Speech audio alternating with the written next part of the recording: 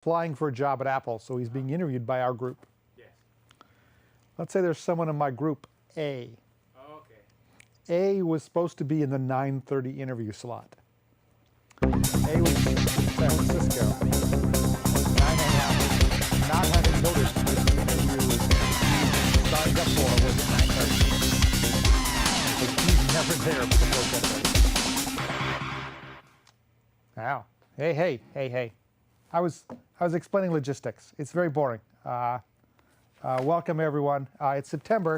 It's 2019. That means officially 2018. It's 2018. What am I thinking? 2019. Man, I'm getting old. I've forgotten the years. They're just zooming past. I know why. Because I was talking with someone else at work today. And 2019 is the year that I will have been at Apple 30 years. So we were talking 2019. We were planning stuff. We were thinking about what to do. So I got 2019 in the brain, I guess. Welcome to the show. We've got it's a light show tonight. We didn't do a lot of planning for it. And by didn't do a lot of planning for it, I mean, I got home at like 6:30 and then we ate our soup. And then I was like, well, I guess we better go to the studio. And then I grabbed all the pieces of paper from last month that I didn't have time to get to. And then I wrote a couple more things for this month. And that's the show, people. That's the show. It's the quality kinds of things we do for you. Also, the show's it's not gonna be a good show because, as you know, pre-show ritual, I go into the restroom and I wash my face before the show. And I wash my hands. I do other stuff in there too. No details. I got in there to wash my hands, and there was no pink soap. It was this weird, clear, herbal fragrance soap again. Not the good pink soap that smells like what clean should smell like the personification of clean, like if you had a smell dictionary, which I don't think they do, but I mean, like dogs probably have a smell dictionary with like every smell, and then next to it there's what that smell means. And in the dog dictionary, there'll be this pink soap smell. You'll put your little claw across it, and then you'll sniff it like a dog would, and you'll go, yeah, that's clean. That's what the smell of clean is, which dogs hate because clean involves baths. And dogs, as I understand, like nothing better than rolling around in the mud and being filthy. But lovable. Filthy but lovable is, I guess. I'm not going to talk anymore about that. It's just September to me. September starts, as you know, with Labor Day. Labor Day, for me coming from Wisconsin, Labor Day is the official end of summer holiday. In Wisconsin, you mark the summer season as starting at Memorial Day and extending all the way through Labor Day. In Wisconsin, unlike here, school doesn't start until after Labor Day, so that's your summer. Usually you're out around Memorial Day, and then you have the whole time until Labor Day to run around and kick cans and play weird tag games. That's what I did as a kid. We didn't have computers. These days, as I understand, summer is when you get to play Fortnite 8 hours a day, as opposed during the school year when you can only play it for 3 hours a day. So for Labor Day, the last couple of years, we're trying to set up traditions, and by traditions I just mean if we do the same thing every year, maybe people will catch on and start doing those things with us. So we now do like a Labor Day party and a Memorial Day party and a Halloween party and sometimes a 4th of July party if we're in town. And for all of those, especially Memorial Day and Labor Day, they're at our complex pool. We invite people over. We're like, come, bring your suits. You can swim. And only the people with children come and swim. And the rest of us adults without children, we show up and we sit in chairs and we drink alcoholic beverages, and I cook bratwursts and burgers, and then I foist them off on people, and then everyone leaves happy, and then I cart somehow a thermos full of beverages back to my house, even though when I carted that, beverages at parties are weird as you get. I didn't drink a lot in college. I did drink some, but as I recall in college, you'd have a party and everyone would bring beverages, and all of those beverages would be consumed during the party. Like no one at the end of a party was like, good Lord, we've got 7 24-packs of beer left, whatever will we do? Whereas now I, as an adult of advancing age perhaps, I will go out and buy beer for a party, and then I will have the party, and at the end of the party, somehow I have more beer than I bought for the party. Because everyone brings beer to parties, and no one drinks as much beer as they brought, because we all look at the situation and go, well, I think I'm going to drink 3 beers, so I'd better buy 12 so I don't look like a cheapskate. And then what happens is I end up with a thermos full of beer, mostly, and some wine that I cart back to my house, and I leave there until the next party. When I drag it back over, some of the beer, in my case, gets put to good use in that I take the beer from the previous party, and that's what I boil the bratwurst in, because that's how you make bratwurst, people. You boil them in beer. But for the most part, I have this growing collection of elderly alcohol. And it kind of, I mean, I understand why people aren't drinking some of it, because it's just looking a little older every time. Like I have this, I bought a bottle of apple cider, the bubbly stuff, because someone was coming and they were like, well, we don't drink. And I'm like, we'll have stuff. And they're like, well, we don't drink soft drinks. And I'm like, we'll have water. They're like, do you have anything else? And I'm like, I will come up with something. So I bought some apple cider for them, and then they didn't come. So now this same bottle of apple cider keeps going back and forth. At some point, I'm assuming that apple cider will start to ferment, and it will in fact become alcoholic again. It's my hope. But every year, the label looks a little yellower than it did the year before. And at this point, it's a game. I just want to see if anyone will drink it. You know, and if they do, I want to ask them why. Like, what were you thinking? Like, you saw what this looked like. What made you assume it would be good to drink? That's our Labor Day party. We've done it often enough. I have other friends that have parties, and they're like, we're really stressed out about the party. And I've gotten to the point that I don't stress out a lot. I kind of know, well, the day before I will go buy bratwurst, and then I will take them over there and leave them in the clubhouse. Then we'll drag the grill over, and then we will buy a couple bags of chips. And then people will bring the rest of the party with them. And no one will go home hungry, I hope, unless you're a person that wants to go home hungry. And even then, we probably try to make you eat something. It's kind of a well-worn thing, and I've watched other people talk about parties, and they're very stressed, and they're like planning it weeks and weeks in advance, and I was trying to figure out, why are they so stressed, and I am not really that stressed? And then it occurred to me, it's because they are actually like making a lot of food and doing a lot of stuff for their parties, whereas all I am doing is buying chips and then grilling bratwurst and burgers. It kind of works for us. If you know us, you should come to our parties. They are, I'm told, reasonably enjoyable, and a lot of fun people come, and then we sit around and drink beverages, as I told you. I have a Honda Accord. It's been my car for a long time. I realized I bought it in September of the year 2000, which means it is now 18 years old as a car. And when I bought it, like, it was really the first new car that I'd ever bought for myself. And so I was very proud of it. It was a shiny Honda Accord, had all the fancy new features for its day. V6, green, nice leather seats. I was happy with my car. I was so happy with my car that I got my own custom license plates. They say macOS 9, which at the time I was like, this is great, man. It's the most advanced operating system which I work on the planet today. Now it's 18 years later. And I still have the macOS 9 plates in the car. And like macOS 9, the car has aged. It is no longer a nice new vehicle.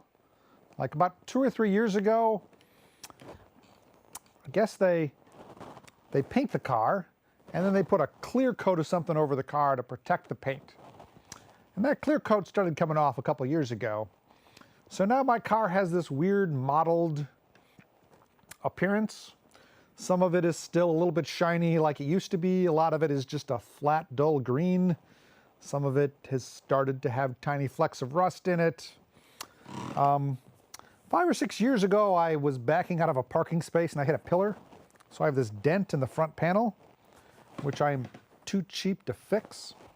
Because I went over and got a quote, and the guy was like, well, that's like $1,400 to fix. And I'm like, American dollars? And he's like, yeah. I'm like, that's more than the car's worth. And he's like, yeah, no one fixes that. I don't know why you brought it in. I was like, is it cheaper to fix because it's old? And he's like, no, it's the same. I mean, I got to pay a guy to take that thing off. I got to put a new thing on. You better fix it soon. I'm not gonna be able to get that new thing anymore. I was like, any other options? And he's like, well, you could buy a new car. Yeah. So I have the macOS 9 car, right? Doesn't look good on the outside. On the inside, my seats have started to go.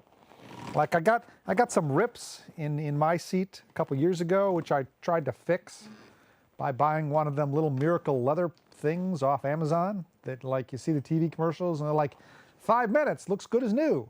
No, don't believe those things. Like, I taped it up, it looked like crap. It looked like crap the whole time. Now that's all gone. Then I tried to, it's like, I'll get some fabric, you know, that high-end fabric tape that's the same color as the leather, and I'll just tape over things so at least it doesn't keep ripping. That turned out to be a bad idea, because when you put fabric tape down, it's great. It's stuck down for like 3 weeks. And then the edges will start to curl up, and then every time you sit on the seat, you will stick to the curled up edges of that tape until eventually when you sit down, you are just stuck to the seat, which I guess if there was an accident would be okay, because it would keep me from sliding around, because I don't think the airbag works anymore, just a guess. They've got a 10-year lifespan, and I don't recall having it replaced 8 years ago. So that vague adhesion in the seat is what's keeping me from dying if there's a crash. Now in the passenger seat, there aren't any rips, but a suspicious hole has developed.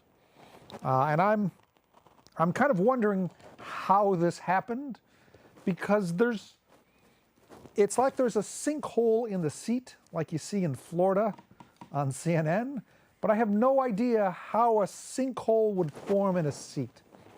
Like what's the geologic process that causes leather to just kind of collapse in on itself and a large gaping hellhole to come up? I'm reminded of all of this because we have traveled some lately, and so I've rented cars. And what this has reminded me of is that, like in many fields, car feature sets have advanced far past where I think they should be. Like a while ago, I bought a doohickey for my car so that it would work with Bluetooth, to where I could Bluetooth in and play stuff, and then I got very fancy, got a little microphone so I could talk on the phone in my car, even though I hate to talk on the phone and would never do it from my car or anywhere if I could get away with that. Now I'm in rental cars that have like large display screens and just magically pair with your phone and can show your phone on the screen. And as you're driving down the road, if you're like, I want to go left, the car will go beep, beep, there's a guy in your blind spot. And I was like, man, that would be a great feature. I wonder if I could buy a thing to put in my Honda Accord to make it go beep, beep when no, that's probably not going to happen. So someday I'm going to have to buy a new car because the one I have, again, there's a sinkhole that's getting bigger every month. At some point, I assume the passenger seat is just going to open up and the entire car is going to fall through it. So I will walk out one morning and wonder where my car is, and there will just be one passenger seat sitting there. And then I will look at the hole, and then I will see my car. That's the car. Now, on the other hand, I'm also, as you know, a cheap person, and I'm holding out for a self-driving car. And those two things don't go together. Like, you can't really buy an actual full self-driving car today that's great, and you certainly can't buy it for cheap. And I don't want to spend a lot of money in a car. I don't drive very often. And I also don't want to spend a lot of money on a car that is like 70% of the self-driving. Because if things are the way they used to be, I am going to have this car in 2037. And in 2036, I'll be like, man, why did I buy a car in 2020? All of these, it doesn't have any of these features that I need. And I don't know what it would have. Maybe like the car could shave me. Because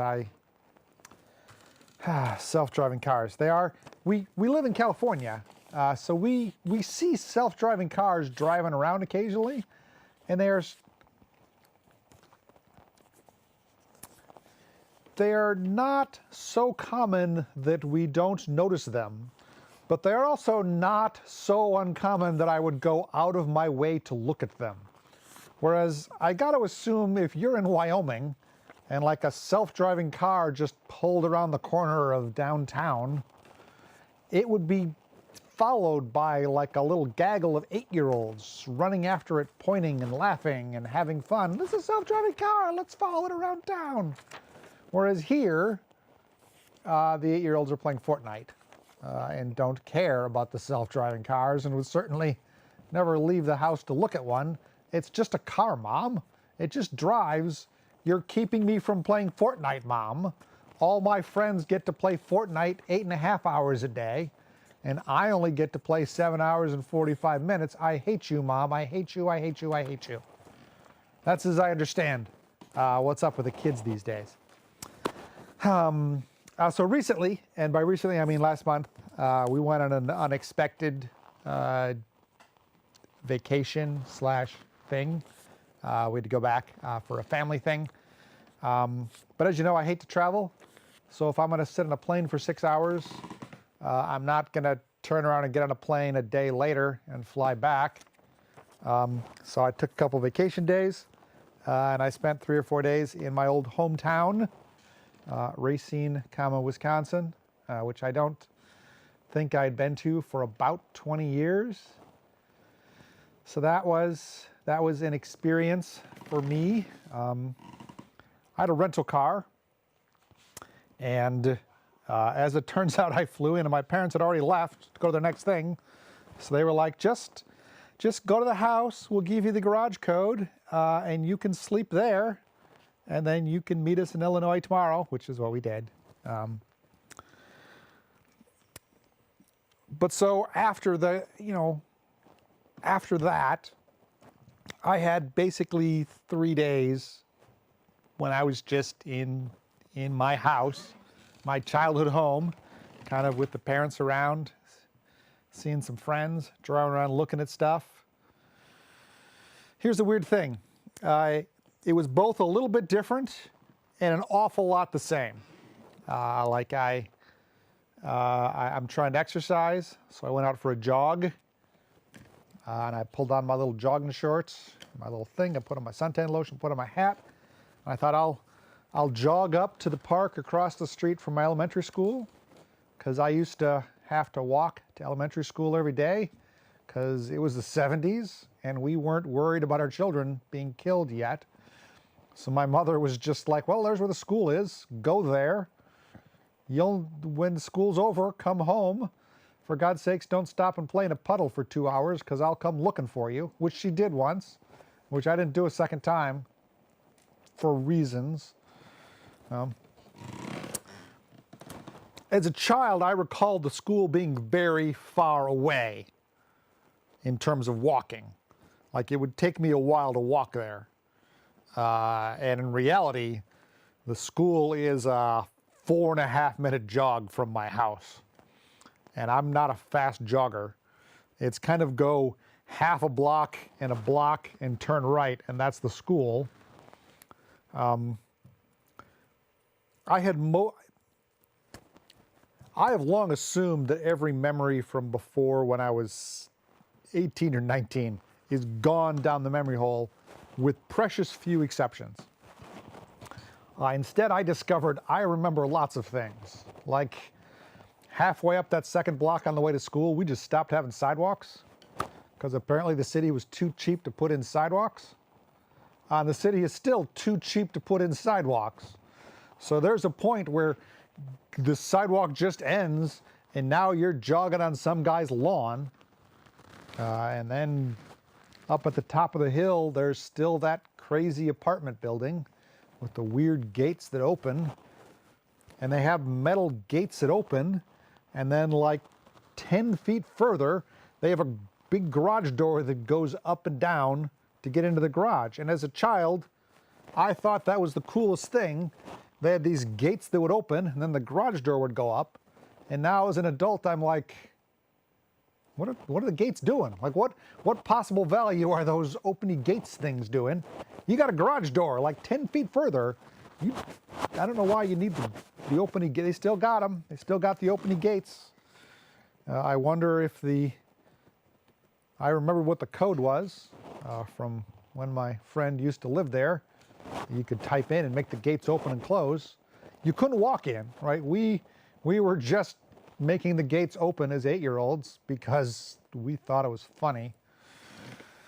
I jogged past my elementary school, which thankfully has replaced all of the children's play structures that I remember. It's the only thing that's different about the school whatsoever. Like everything else in the school is exactly the same. It's a brick building, has almost no windows in the lower half of the school where the 4th and 5th and 6th graders are. And in the upper half, the kindergarten rooms are still there. I looked through the windows. As near as I can tell, some of the same posters I think are still on the wall. They still had this long strip of how to print cursive. I don't think anyone learns cursive anymore, but apparently maybe it's glued to the wall so they couldn't get it down. As a child, I recall there used to be this sign. It was the most fascinating sign to me ever. It was on the side of the building, and it said, "Reward for vandalism." You know, if someone vandalizes this and you report them, you are eligible for up to $50. And as a child, I thought, man, I need to get a friend. I need to convince that friend to vandalize the school so I can turn that friend in and get $50 whole. That sign is not there anymore. I can see in the wall where the sign used to be because there's this area of the bricks that are a different color than they used to be.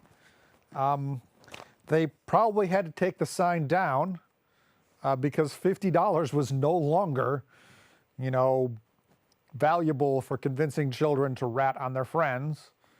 And given that they'd changed nothing else at the school, they probably still couldn't afford anything more than $50. They just took the sign down, stop everyone's embarrassment. I did that, I wasn't much of a, I was a nerd all the way back. So I did not exercise a lot as a child. Although in 8th and 9th grade, I did go out for the track team. I don't remember why I went out for the track team. I honestly have no idea why I went out for the track team. Like there's no way my parents encouraged me to participate in track. But for some reason, like one day I was like, hey, I should join the track team and go out and run. And then I'm sure my parents were like, okay, if you want to do it, go ahead. Because I remember like a whole semester of 3 days of school after week, pulling my little gym shorts on and going out to the field. And then the coach would divide us up into 3 groups. And it didn't occur to me at the time, but I got divided into the group that I would call the telephone cleaners.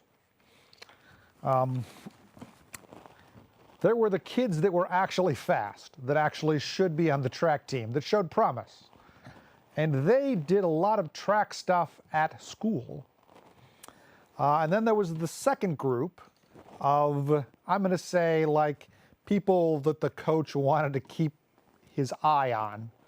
And so they would get told, okay, go out to the track and run wind sprints and miles. And then there was this third group, and almost every day after school, the coach would say, okay, and you guys, I want you to run over to Crystal Springs Park and back. And I recall this being miserable. There'd be like 10 of us, and they would all start off on the little jog down the street, and then we would jog, and then we would turn left, and then there's Crystal Spring Park. And I recall it being ungodly far away. When we would turn around, we would come back. And then I would get back, and Coach would go, good exercise, everyone. Don't forget track meet next Saturday. And then next Saturday would come, and I would be assigned to like, hey, you're running the second leg of the half mile. Don't screw it up. Then I'd screw it up. So I remembered that. We visited a friend who I hadn't talked to in a long time. She had stayed there for a while. So we drove around town with her, and she pointed out various things, and we pointed to restaurants that we had eaten at as children that were gone. And we pointed at restaurants that, near as I could tell, have not changed a darn thing in 35 years. Eventually we drove up to Milwaukee because we wanted to go to a distillery because we're kind of alcoholics. And they had a tour. The distillery was nice. Distillery was great. We bought a bunch of booze. We had some drinks. It was nice. I guess, man, we're out of time. I did not think we were this close to the end. I didn't even get to half the stuff from last show that I had brought. I didn't get to the fact or crap cards. Well, we will see you all October. I guess we'll be back in October, people. And we'll continue stuff then. I can talk about the pheasant farm that we visited down in Illinois that my cousin runs. I'd say pheasant farm, but